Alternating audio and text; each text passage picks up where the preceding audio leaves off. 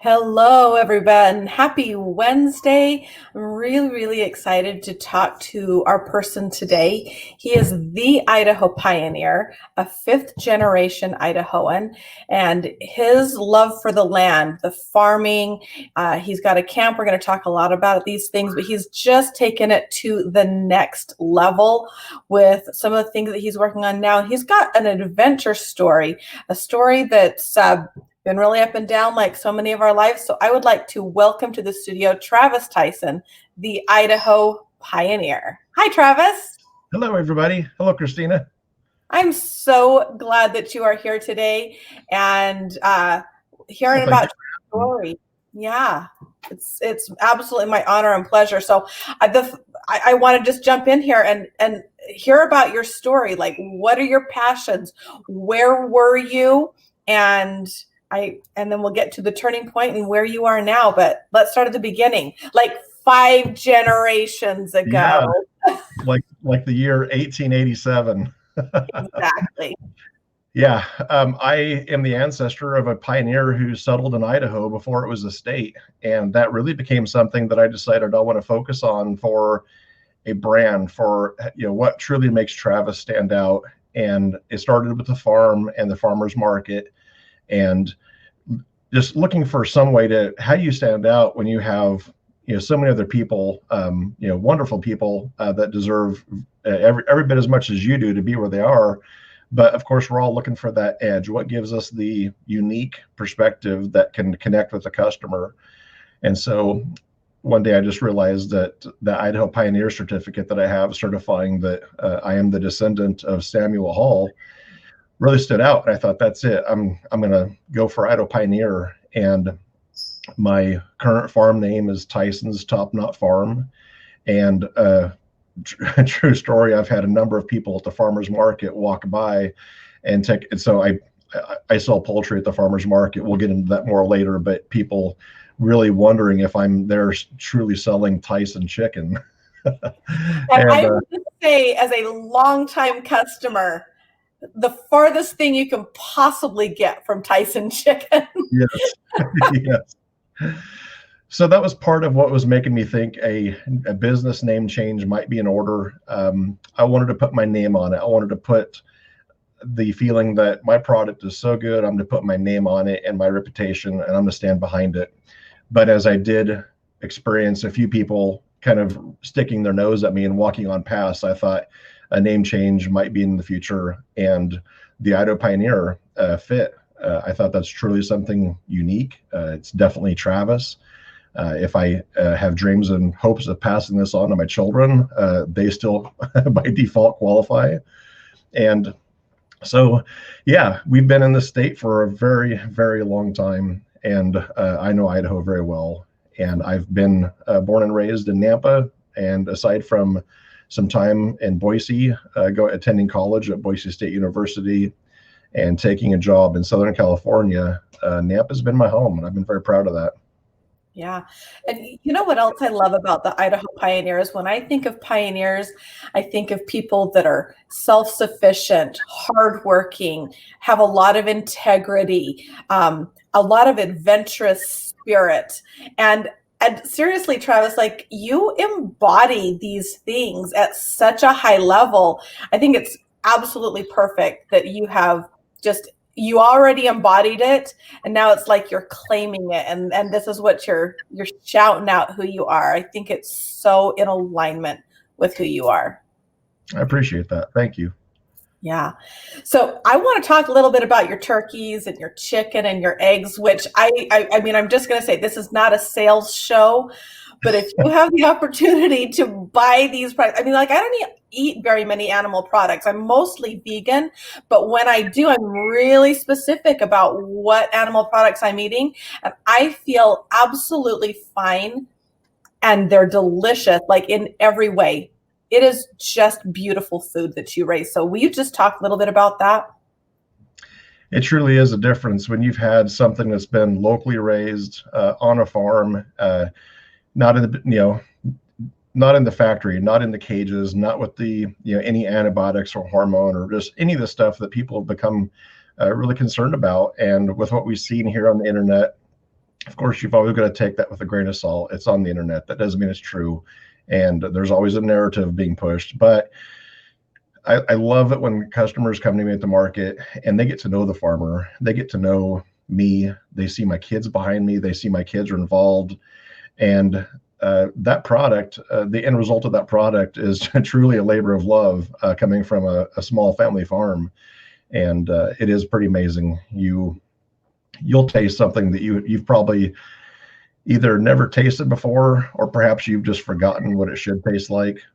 But I get that feedback a lot. And honestly, as the farmer, nothing makes you feel better than having people come back the next week and praise you and compliment you on the taste and the quality of that product that you've put in a lot of work to create for a community. And that local food community is something I've become pretty passionate about. And as I move on to the next stage in my life, people have asked me if I'm going to continue. And it's always a resounding yes. I absolutely intend on continuing to do what we do on the farm, expanding it and growing it, and still doing the farmer's market, still dragging my kids there on a Saturday when they'd rather sleep in and watch cartoons. And obviously the pride I get as a father, in hoping that someday those lessons, those experiences will help shape and form them into a better human being than perhaps what I had growing up as a kid. Just an amazing opportunity. For sure. And that's the goal, right? As parents, we want our kids to be better than we were. And that's just how we just keep going. And I know, and that's one of the things that I also really love about you is you are a super dedicated father in like I've seen that from, a few years ago when I bought the first chicken from you. And that was actually one of the things that when I was at the farmer's market that I it was very attractive to go and you've got this great product. You have these great kids. They're counting the money. I think one of your sons helped me to the car with, my 25-pound turkey, which are Yeah. so good.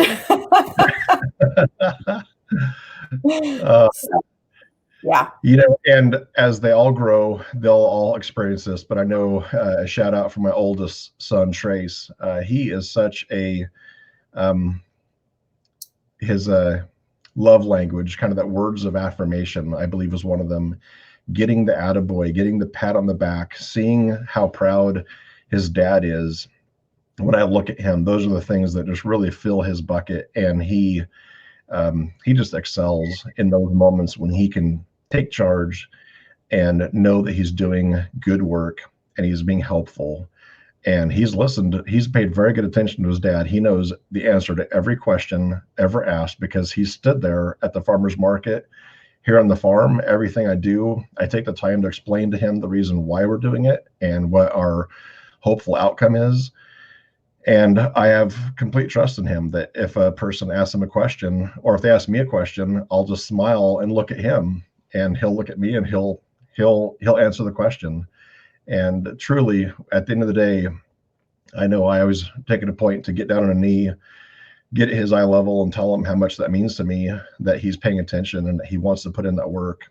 And he goes to bed a very, very happy little boy. And of course, I'm a very proud dad. And his little brother and his little sister, they do an equal amount of work, and they're coming into it, but they are the littles. And so they are kind of following in their big brother's footsteps. And I expect to see them definitely do more in the years to come. Beautiful. And then when you were saying that, Travis, like I could really feel the love and the pride that you have for your kids. Your family is so important to you. And you kind of had some changes. You've had some changes in your life, and this has been a Yeah. really turn point in your life. Will you talk about that just a little bit? Yeah. The first big major change was I've been sitting behind a computer and a desk for over 20 years. It's always been a technical field that I've worked in, and always enjoyed it. Loved what I did, loved where I worked, loved the people I worked for. As always, management was always an issue, and maybe that's a topic for another video someday. But when I was in those positions, I was never satisfied with where I was at. I always wanted more. I always wanted to climb up the ladder. I always wanted that next promotion. I could see the potential, and I just was not happy being stagnant. And a lot of those positions, some of them you just need to put in the time and wait for the opportunity to open up. But a lot of them were ones that I really struggled with. The feeling of just being held back from what I knew was a full potential, for whatever reason.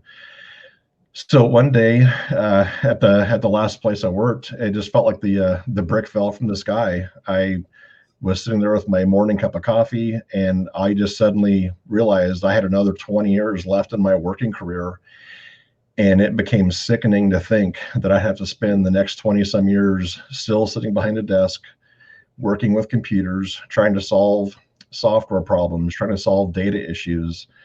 And my passion is people. My passion is connecting with people and working with people to solve problems. And a lot of these teams I worked on, they were very introvert, the nerd crew, and very difficult for my personality, being just kind of an extreme extrovert, to work in an environment like that.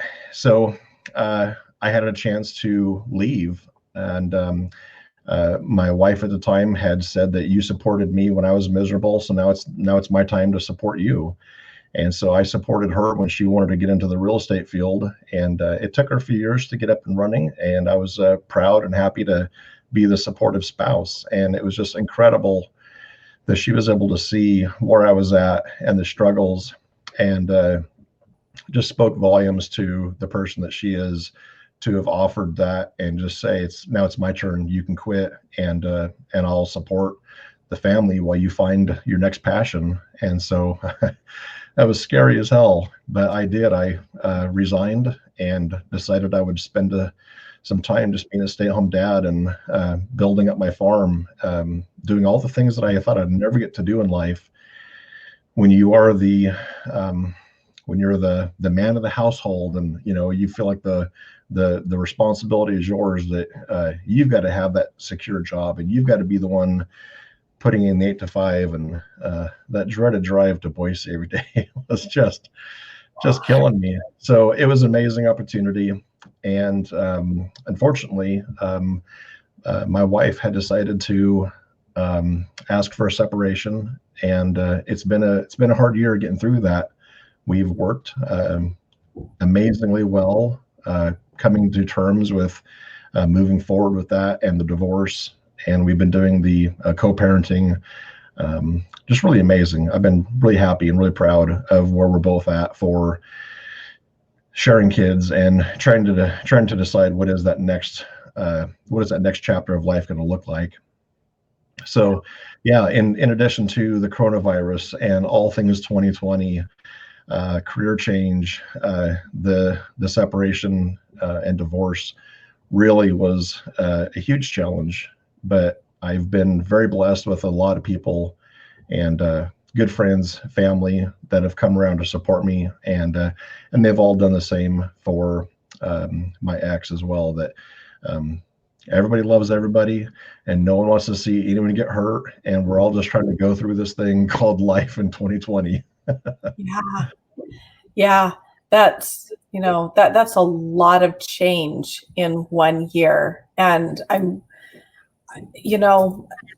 yeah, like I don't even know what to say about that. That is so much change. And so the resilience, your pioneer spirit, that resilience to come back and make it work and do the best. And I'm truly glad that even though the relationship as it was has ended, that you have a kind of a relationship where you can co-parent and you can still support each other, and it looks different. And so I know that, part of how we reconnected was when I went to buy turkeys from you, and you didn't have turkeys just because it had been such a crazy, crazy year for you. So I'm thrilled that you're going to be getting into that again as well.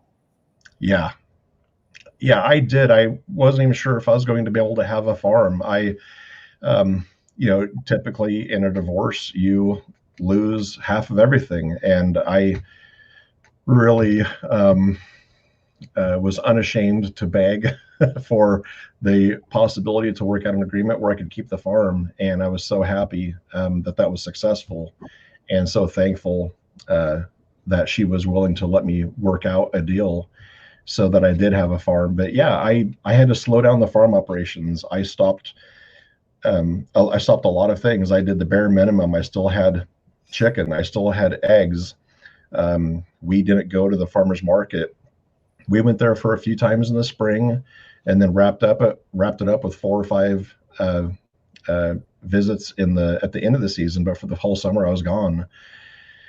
And that, I'll tell you, was another amazing experience to see that when I did return after being absent, there were some other vendors that picked up my slack. I'd say they were selling eggs, selling their turkey, their chickens.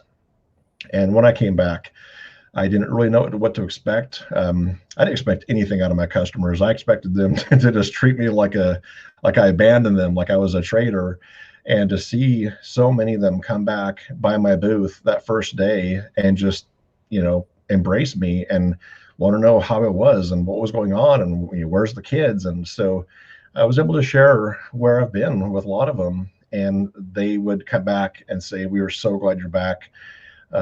We really like your product. We like supporting you, and we are just thrilled that you're back at the market." And what a great feeling to have customers that are going to stand with you again after you weren't there for them. I wasn't there for them for the summer, but they understood, and they were happy to jump back and help me get back going again. For sure. And I was one of those customers. I was really glad to see you come back. And Travis, I think that this, again, it just speaks volumes to who you are. Like, you had put so much into the relationship savings account because you are a master relationship builder. You care deeply about people. You remember people. You talk to people. You relate to people. And so because you have this savings account with the relationship, I like to call it, you've got this, when you came back, you have friends because you build true relationships with people. It's not just a transactional thing. Everything that you do is a relationship. Your relationship with the land, your relationship with the food products that you produce, and your relationship with your end consumer who are purchasing these things from you. So this is perfect where you're headed now with your new career, because Yes. everyone cares about a relationship, and in your new career, it's really what it's all about. And in many cases, it's actually what's missing. So let's talk about your new career. It was amazing. So my ex is doing real estate. She does fantastic. She's an amazing agent, and she also cares very deeply for her clients and goes above and beyond. And I was able to kind of watch that from the passenger seat for 5 years. And so when I reached out to my closest friends after the separation and just told them what was going on, um, 3 or 4 of them within just a week's time frame just jumped up and said, "You should do real estate." And it was kind of a shock. I hadn't considered real estate. That's what my significant other did. I didn't need to do real estate. But as the end of the days were coming to the close, I was like, you know what, they're right. I would love to do real estate. I would love to have this career where my focus is on a person and building a relationship. And the contrast from my previous career of sitting behind a desk on a computer and solving technical problems, this seemed like a breath of fresh air for a new career opportunity. And of course, with my history here, lifelong resident, huge fan of Nampa. I am all Nampa. And so I've got very genuine relationships and a lifetime, 40 some years of building relationships with people. And those relationships mean a lot to me. And I'm excited to be in a field where that will benefit me because I know these people, they know me, I have a relationship with them. I'm not the agent who just moved here from out of state trying to jump into a hot market. I generally want to help my community. I want to help my friends and my family and those that also want to come into what's made Idaho great and help them find that. So I just as a courtesy, I reached out to my ex and said, "Is that a problem?" And she said, "No, I think you'll do great." And I said, "I just if this is going to be a huge problem, I'm not trying to step on your toes." But again, she's an amazing woman, and she was, and she has been very supportive of me pursuing a career in real estate.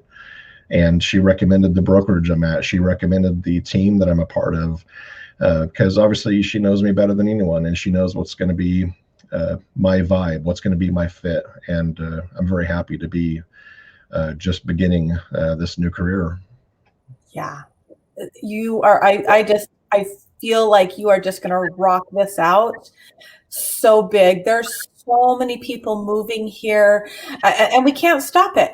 And we would have, I know that there's, people who would love to stop it, but we can't stop it. So I love that as a realtor and everything that you have, the land, the Idaho lifestyle, the Idaho heritage, all of those things to bring that in. And so when people come in from out of state and are moving to Idaho, really giving them the Idaho experience, helping them settle like a pioneer into Yeah, Idaho yeah. and loving and embracing the Idaho lifestyle that those of us that have been here for a long time love and appreciate. It's something I'll add. I just had read recently, and I couldn't agree with it more. Uh, we don't hate, we don't dislike the people coming here. What we locals are afraid of is the change, and that's really comes down to the things that we cherish the most. We don't want to lose, and so for myself, being a lifelong resident, I see my somewhat small feeling Nampa growing, and what used to be a 40-acre field is now a subdivision. And I drive downtown, and in the middle of the day, the traffic is backed up for a quarter of a mile. And those are the things that you begin to dislike. And they're frustrating because you're like, this isn't how it used to be. This is my little small hometown. And so I think a lot of people, if they think about it, we don't really we're happy that other people want to come and experience Idaho. And my what I'm setting out to do is be the realtor who will help you get here, or if you're already here, help you find that piece of land and that house that'll help you to just settle in and explore an Idaho lifestyle. And I don't know if I want to call it a tagline, but I put that on my website. Just don't just live here, do the things that made Idaho great. So I really hope that people will just acknowledge that it's not people coming here that we dislike. We just don't like to seeing the change happening to our beloved community, our beloved little subdivision, or that little country road that we used to live on is now a busy, a busy road. For sure. And Travis, I really feel like if anyone can do this, it is you, for your true love for people, your true love for Idaho. And I just, you're going to rock this out. And you guys, Thank you. Travis is so fascinating, such an interesting person. Go to the IdahoPioneer.com. It's in the link. All of his social media you can find in the link, but the IdahoPioneer.com. You're going to find out about his realty, about his farm, about his camp. Like, seriously. And he's got so many great ideas for so many other ways that he can serve people, and it's going to be fantastic. So the Idaho Pioneer is TIP, and Travis is the guy with the tips. And by the way, I think that's super clever. So one last tip that you have for our listeners today, Travis. I think a resounding, as it's been said before, you're never too late. It's never too late. You're never too old to start over. And if it wasn't for a supportive spouse saying, I've got this, you can stop, I would have just kept plugging away, doing that 8 to 5, and I wouldn't have been able to be the father that I am today. I wouldn't have had those experiences of waking up and taking my kids to school and being there when the school bell rings and they come running out the front door and there's dad for the first time. So if you have a vision, if you have a dream of something that looks wildly different than what you're doing today, it is not too late, and you're never too old. Wow. Absolutely beautiful. Thank you so, so much, Travis. Again, I encourage you to go to the idahopioneer.com. Travis, it's been an absolute pleasure to talk with you today. Thank you Yeah, so much. thank you. You're welcome. Thank you. All right, you guys, we'll see you next week. Thank you for being here.